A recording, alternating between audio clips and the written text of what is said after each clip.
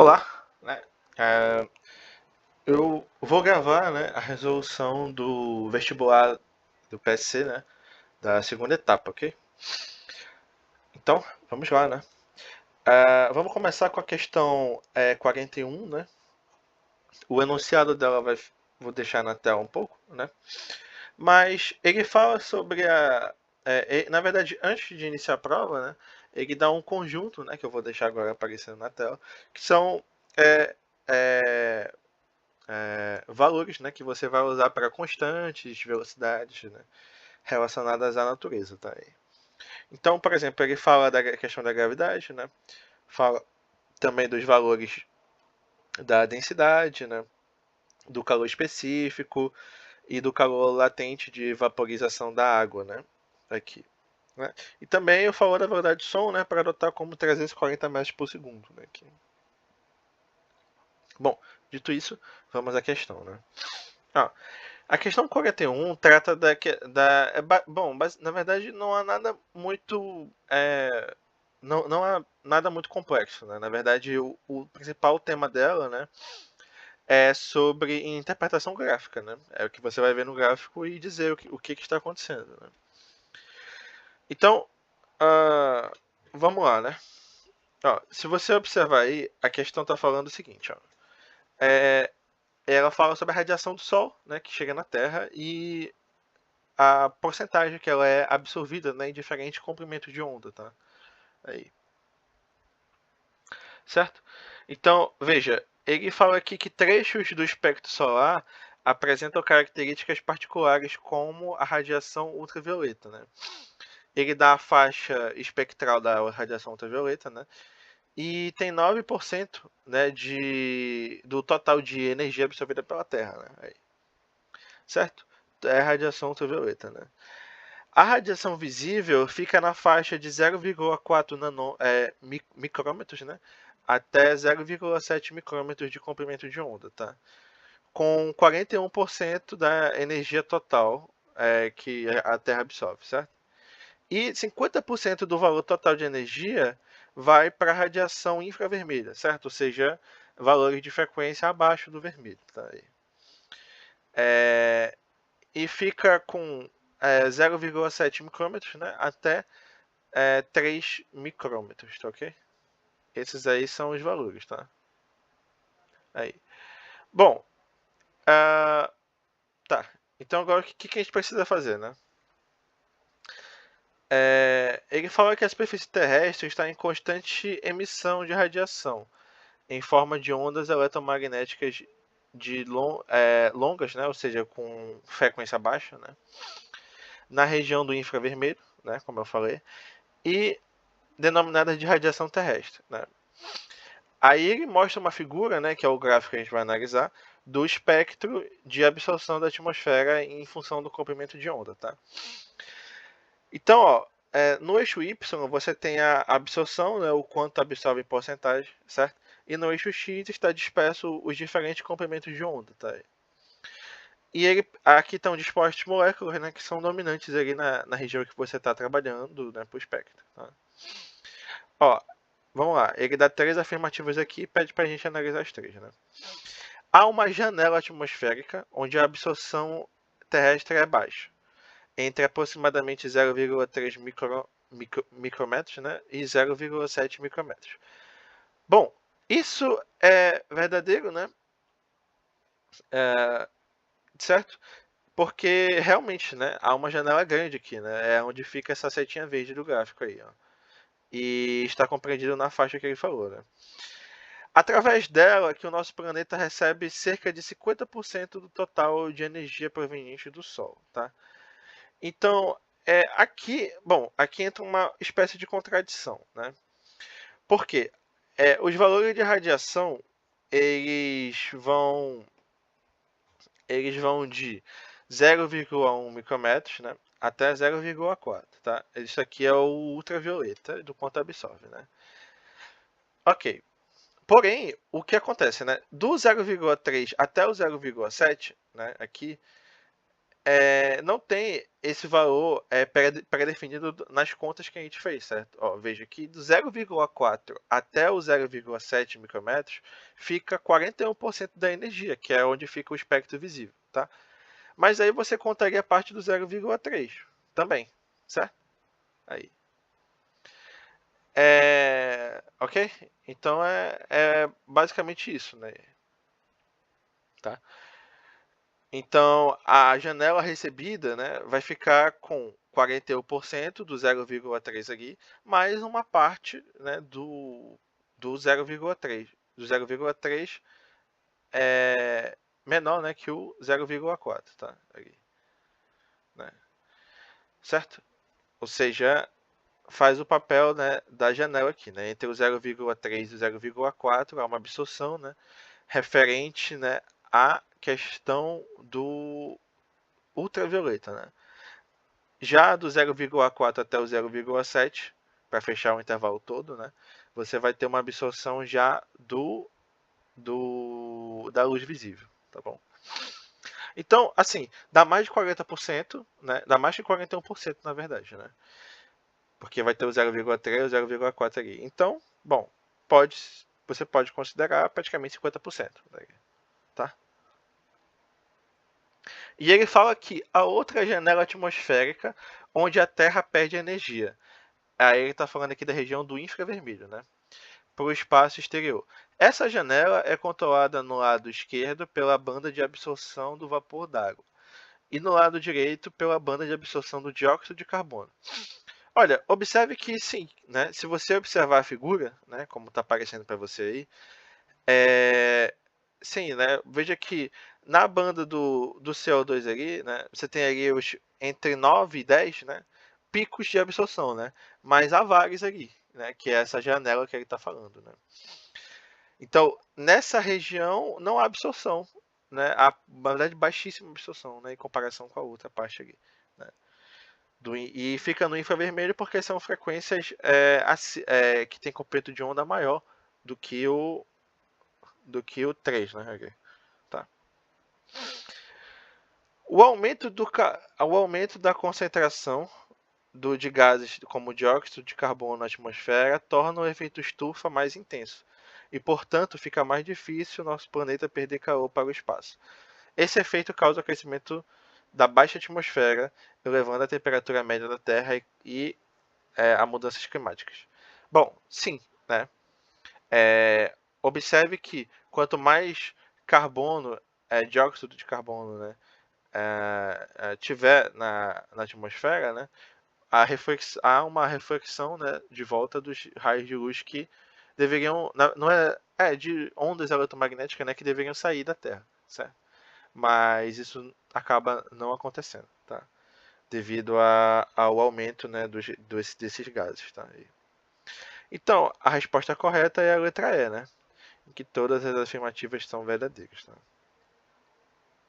Muito bem, então. Essa aqui era mais interpretativa, né? Nem precisei desenhar nada. Então, né? Aqui. Ok? Beleza. Vamos para a questão 2, né, agora. Ó, o ser humano é um animal, blá, blá, blá, blá, enfim, ele vai dando uma definição aqui, né? E fala que quando a gente pratica exercício físico, né, a gente vai suar, claro, né? E o papel do suor é regular a temperatura corporal, ok? Ou seja, quando você pratica atividade física, sua temperatura corporal aumenta, certo? Seu corpo, para não entrar em colapso, por exemplo, quando estamos com febre, né, a gente eleva a temperatura corporal para matar bactérias, né? E a gente também costuma. A ideia é que você suar, né? Depois de tomar o remédio, seja qual for, né? Para atividade física é a mesma coisa, né? Se você pratica atividade física, a sua temperatura aumenta e você vai suar também, né? Ao você suar, o que acontece, né? O suor passa pelo seu corpo, né? E ele vai evaporar, ok? A ideia dele é que ele evapore, né? Quando ele evapora, né? Ele vai levar consigo, né? Ele vai levar consigo a energia vinda do seu corpo, ok? No caso da variação de temperatura do seu corpo, né? ali, tá? Então é isso, né? Ou seja, ele diz aqui que a evaporação do Sol na pele vai dissipar 750 watts, né? Então, essa é a potência, né? Então, a potência vai ser 750 watts, tá? Isso aqui, para quem não sabe, né, é de áurea por segundo, tá? No caso, a unidade, né, que de áurea por segundo. Ok? Podemos afirmar que a quantidade de água que uma pessoa deve beber para compensar, né, a perda de suor em 1 hora de atividade física interrupta, ou seja, ele vai ficar sempre praticando, né, ou seja, sempre gastando essa potência aqui, né, é de... Então, vamos lá. Como é que a gente faz essa questão, né? Primeiro, você sabe que vai evaporar água, então você já, no caso a água que você toma, né? Então, você já entende que o suor vai ser composto só água ali, né? Né? Essa é a ideia, né? Então, 750 joules por segundo, né? Vão ter que ser igual a quê? Ao calor que ele vai absorver dividido pelo tempo, certo? O tempo que ele vai ficar é 1 hora, né? É 1 hora. Ou seja, é 3.600 segundos, tá? O calor que ele vai ficar exposto é o calor latente, porque vai haver evaporação do suor, tá certo? Então você vai usar o calor latente para fazer as contas. Então o calor latente ele é calculado pela massa fundida, né, vezes o calor específico, o calor latente de fusão, ebulição, enfim. Depende da transformação que você estiver trabalhando, tá? Aí. Bom, então você encontra aqui, isso aqui é P. Então, eu tenho P vezes ΔT igual a Q, certo? Beleza? Então vai ficar massa, a massa, no caso de que vai ser necessária de água, certo? Vezes R de vaporização, igual a P vezes ΔT, ok? Porém, a gente não tem a massa de água, ele dá a resposta de volume, né? Mas a massa é quem? Massa é densidade vezes volume, né? Então, aqui eu vou substituir ρ vezes V vezes R de vaporização, igual a P vezes ΔT, tá? Então, o meu volume de água vai ser P vezes ΔT dividido por ρ vezes o calor latente de vaporização, ok? Isso aqui vai ser, agora vamos calcular, né, ver quanto que dá. 750 watts, né, aqui no caso, de água por segundo. Eu vou tentar fazer tudo no SI, tá? E depois eu converto, né? Vezes o tempo é 1 hora, então 3.600 segundos, dividido por, ó, ρ vezes LV. Então, ρ é quem? É a densidade da água, né? Ele deu no enunciado lá que vale 10 ao cubo quilograma por metro cúbico, né? Então, como aqui está tudo no SI, eu vou substituir ela exatamente desse jeito, tá? Então, 10 ao cubo vezes o calor de vaporização, que aqui na questão ele deu, ó, um LV, na questão não, no enunciado, né, ele deu um LV igual a 1340, né, aqui, cadê? Não, mil não, desculpa, perdão, 2250, né, kilojoule por quilograma, tá? Então aqui vai ficar o quê? Esse valor, né? Então, 225 vezes 10 ao cubo, porque eu tenho que transformar em joule. Aqui está em kilojoule, né? Ó, aqui eu tenho 1, 2 zeros, 3. Então eu posso cortar os 3 zeros com 10 ao cubo aqui de baixo, certo? Ok. A outra coisa que eu posso fazer é o quê? Aqui tem 75. 75 eu posso simplificar com 225. Por 225 dá 3. Juntando com o zero que sobrou dá 30, tá? E esse aqui eu simplifico com 36, ó. 36 por 3 dá 12. E 30 por 3 dá 10, né? Então aqui vai ficar 12 vezes 10 ao cubo vezes 10 dá 10 à quarta. Como está no denominador, sobe com sinal negativo. Então, o volume deu 10 a menos 4 metros cúbicos, porque eu trabalhei tudo em metro e SI, então é metro cúbico, tá? Só que 1 litro é igual a... não, desculpa. Na verdade, né, 1 metro cúbico é igual a 1000 litros, né? Então, 1 litro é igual a 10 elevado a menos 3 metros cúbicos. Então, aqui eu posso escrever 12 vezes 10 elevado a menos 1 vezes 10 elevado a menos 3 metros cúbicos. Só que isso aqui é 1 litro. Ó. E 12 vezes 10 a menos 1 dá, você anda com a vírgula, né, daqui para cá, né, vai dar quanto? Para cá, né? Para cá. Vai dar 1,2, né? Então, 1,2 litros, tá? Então, esse aí é o volume que você precisa beber para compensar isso aí, né? 1 hora de exercício físico é ininterrupto, né? A resposta aqui, ó, dessa é a letra B, tá? Beleza? Bom, vamos para a próxima aqui. Essa é a questão 3, né? Questão 3. Ó, máquina térmica é um dispositivo que extrai, enfim, ele dá... Os textos do PC estão cada vez mais cansativos, sabia? Então, enfim. Atualmente, os melhores motores de combustão interna do mercado possuem eficiência de, no máximo, 40%. Então, aqui você já entende que ele vai falar de Carnot, né? Então, o ciclo de Carnot vai ser... o rendimento máximo de Carnot da máquina vai ser 40%. Que para porcentagem, né? Aqui tem porcentagem, se você converter, dá 0,4, tá?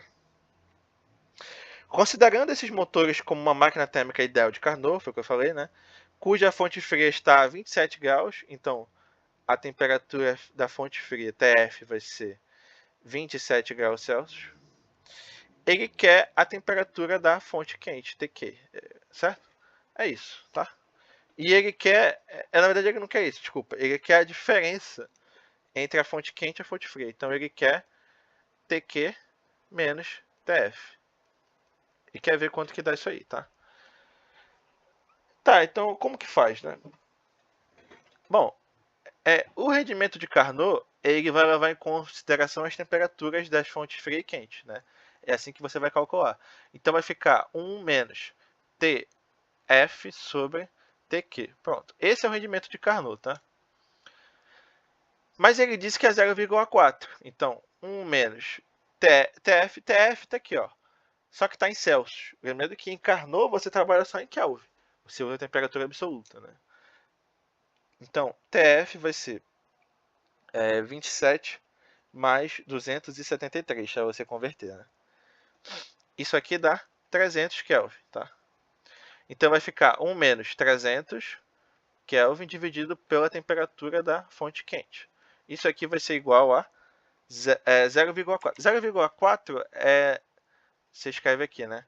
4 sobre 10, que dá 2 sobre 5, né? Então, escreva aqui 2 sobre 5, né? Não precisa escrever, mas enfim, é só para ficar bonito aí, né? Então, ó, esse aqui vai passar para cá positivo, né? Tá negativo aqui. E esse vai para lá negativo, tá? Então vai ficar 1 menos 2 quintos igual a 300 sobre TQ, beleza? Veja, aqui vai ficar 5 vezes 1 menos 2, né? Então vai ficar 3 sobre 5 igual a 300 sobre TQ, tá? Pronto. E agora? Bom, agora você faz o seguinte, ó. Simplifica 3 com 300, vai ficar 100. Então, a temperatura da fonte quente vai ser 5 vezes 100, 500 Kelvin, tá? Então, não sei se você lembra, né, mas a variação a variação de temperatura em Celsius é igual à variação de temperatura em Kelvin, tá? Então, você pode fazer aqui, né? Então, ΔT, a minha variação de temperatura vai ser TQ menos TF, 500 Kelvin, que foi a temperatura quente, menos a temperatura fria, né? Isso aqui dá menos 300 Kelvin. Isso aqui vai dar 200 Kelvin.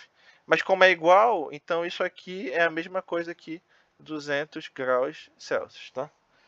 Então a resposta da questão aí é a letra E, né? Isso aqui é a letra E, tá?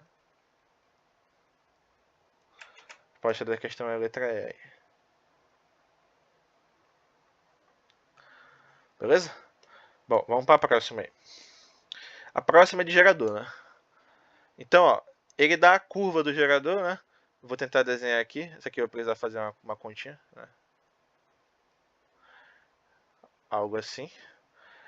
Aqui eu tenho o, né? Aqui é a tensão potencial e a corrente dada em amperes aqui, tá? Começa aqui em A e aí a curva desce aqui, ó, até esse ponto B. B, tá? Vamos lá. O ponto A, aí ele dá afirmações, né, e pede para você dizer se é verdadeiro ou falso, né, no caso. O ponto A do gráfico representa a diferença de potencial DDP entre os terminais do gerador quando o circuito na qual está inserido está fechado. O ponto, vamos verificar se é verdade, né? Então olha só, eu vou desenhar aqui um circuito bem simples, né? Vamos lá. Ó, aqui para cá, para cá, para cá. Pronto. Isso aqui é um gerador, tá? Então ele tem uma fonte que faz energia, produz energia diferente de potencial, né? Pode usar energia eletroquímica, né? Aqui, tá? Então o que é pedido para mim é analisar o que? Se a DDP, o ponto A vai representar essa DDP, tá? É isso que ele está perguntando, né? Quando o circuito na qual está inserido está fechado. Bom, a resposta é que não, né? Não. Porque, olha só, vamos supor que eu tenha aqui um circuito, né? Eu vou fazer aqui, sei lá, uma caixa, por exemplo. Ó.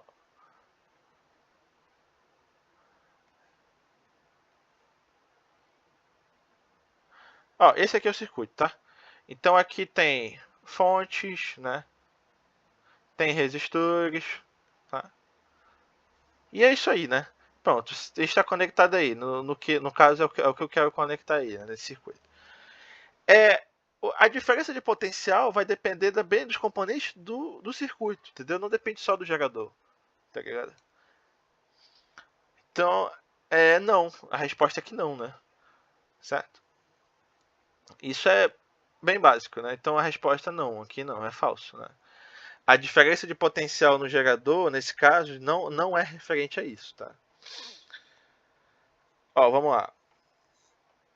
Até porque, nesse caso, no ponto A, você tem o que? A corrente igual a zero e você tem a tensão máxima, né? Ou seja, você tem V aqui, ó, né? Então, por exemplo, tem o U igual a V, né? Certo? E óbvio, aqui nesse circuito você não vai ter uma corrente igual a zero, certo? É óbvio isso, né? Então não, falso, certo? Esse aí seria, no caso, com o circuito desligado, tá? Se o circuito fosse desligado e você medisse os terminais, você teria ali, no caso, ele aberto, né? O circuito aberto ali. Aí sim você teria entre os terminais a tensão que ele está falando aí na afirmativa 1, tá?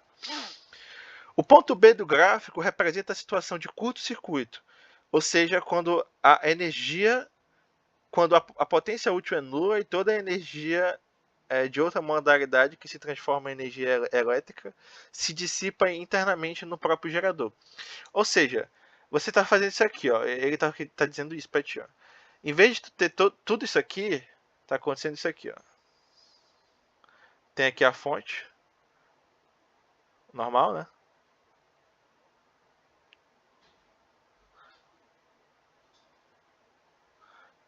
do resistor aqui.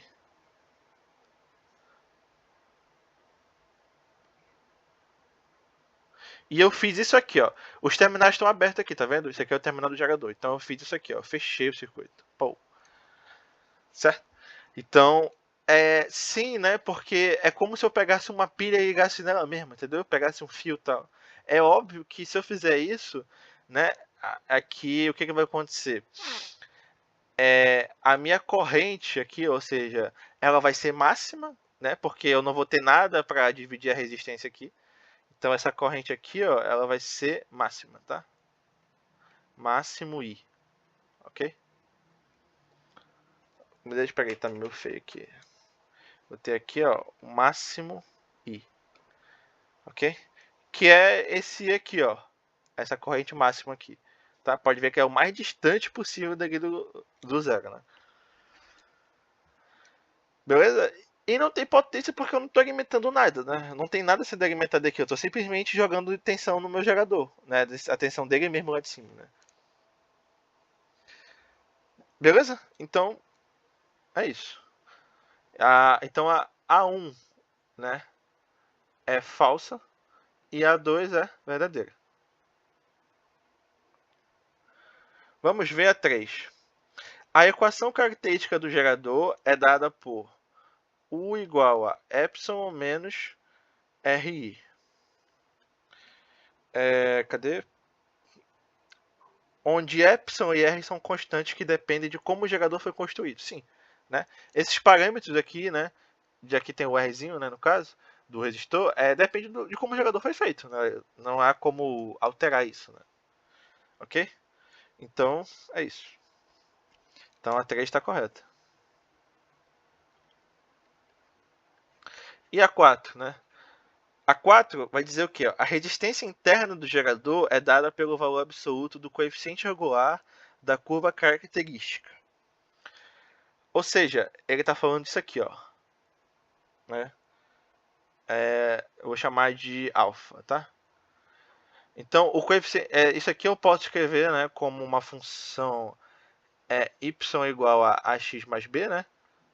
Nesse caso aqui, a reta é decrescente, né? Então, o meu a aqui é menor que zero. Né? E aqui combina com a equação do gerador, né? Porque observe que U igual a epsilon menos RI, né? O R é positivo, né? Mas aqui tem um menos já. Então, isso já garante que vai ser algo assim mesmo, né? Dessa forma. Tá. Então, bom, como que você faz isso, né? Então, o coeficiente angular é isso aqui, né? É esse A aqui, tá? Como que você calcula? O A é a tangente de alfa aí, ó, do gráfico, tá? E qual é a tangente aqui? Ó, esse aqui é o valor de tensão máxima do gerador, que é a tensão quando ele está aberto. Então, é epsilon daqui para cá, né? E daqui para cá é quem? Dessa distância para cá, né? Daqui para cá é a corrente máxima, né, do circuito, tá? Ok? Então, é a corrente máxima do circuito, né? Ok?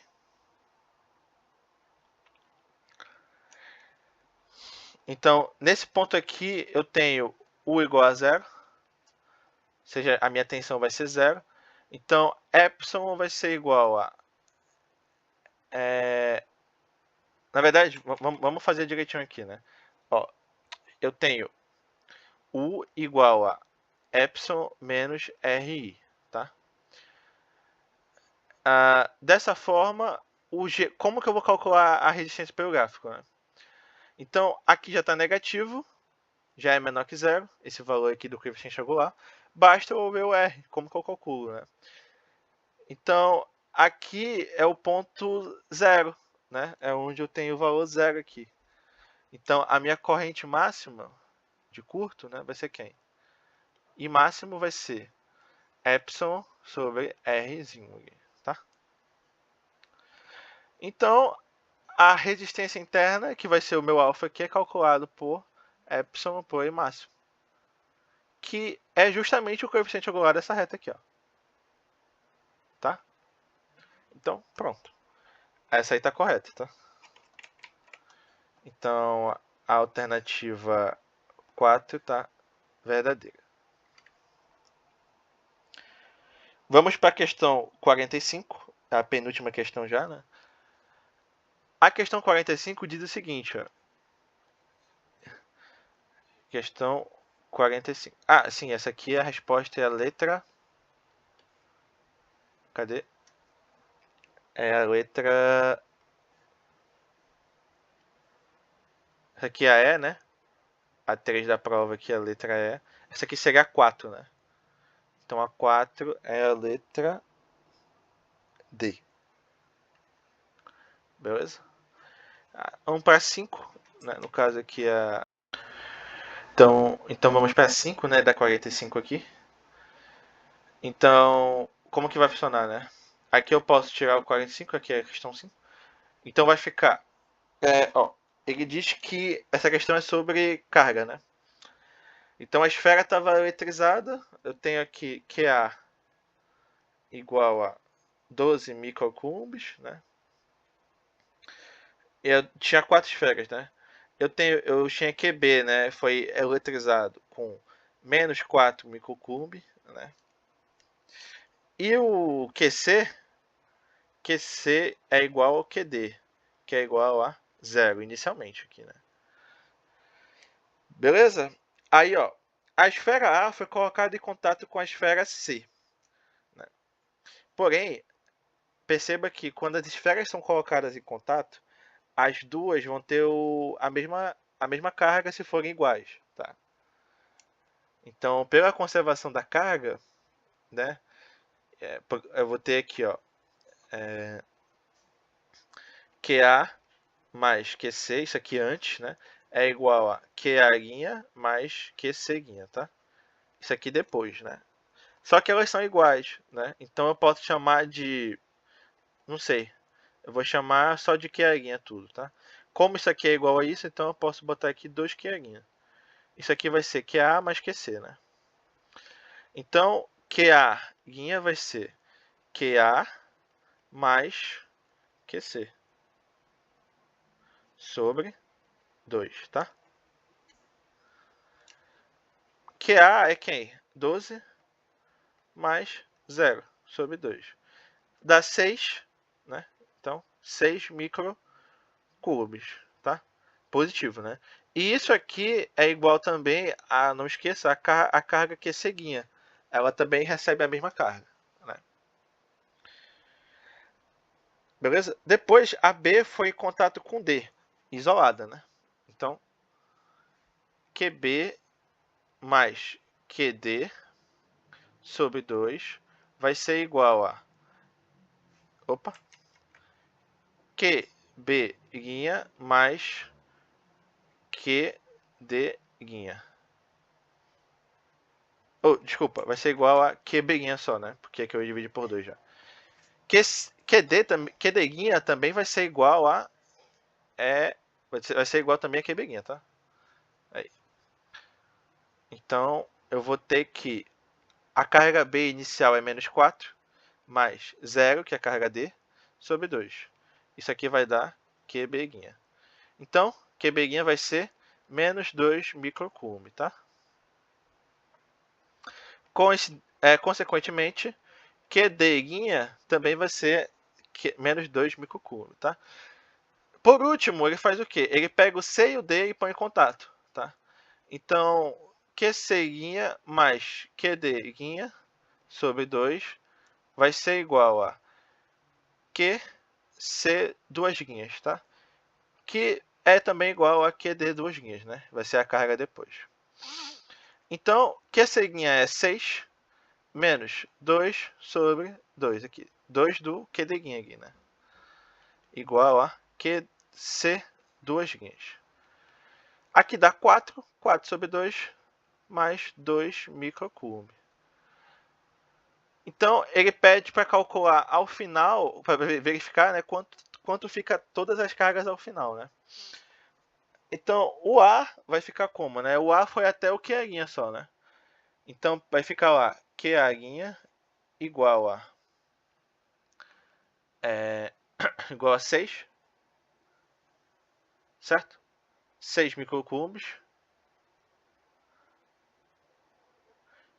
Q beguinha é quem? Q beguinha vai ser 2, né? Não, menos 2, perdão. Menos 2 microcoulombs, tá? Esse aqui é beguinha. Aí QC vai até 2 guinhas, né? Então a última carga vai ser o 2 guinhas. Então vai ser 2 microcoulombs.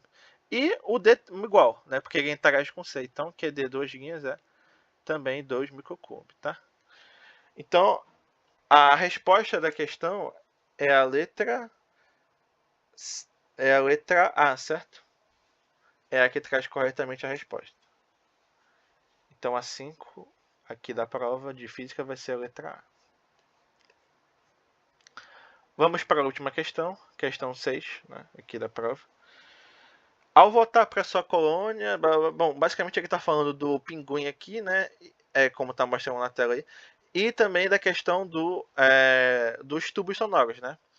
Ele fala, né, e ele emite, ele tem a seringe, né, e ele produz sons com harmônicos diferentes, né? Ele produz uma onda estacionária diferente em cada lado, em cada ponta, né, da sua seringe, tá? Aí é o seguinte, o primeiro, ele diz que a seringe funciona como um tubo aberto, tá? Aqui, ó.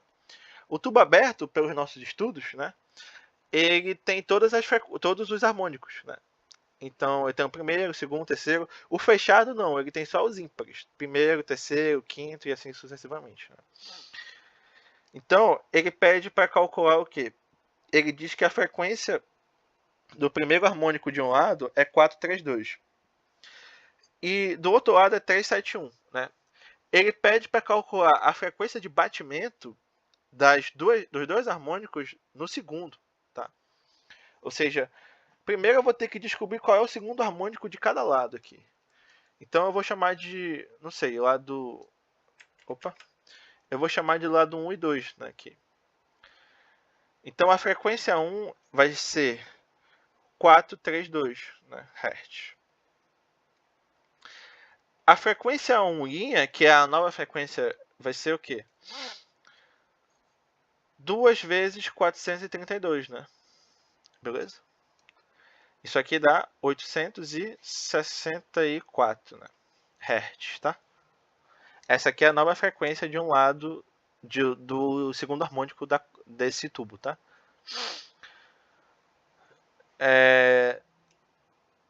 Tá, na verdade aqui não é tubo, né? Que na verdade são dois tubos, né? Com harmônicos diferentes, enfim. Né? Ok.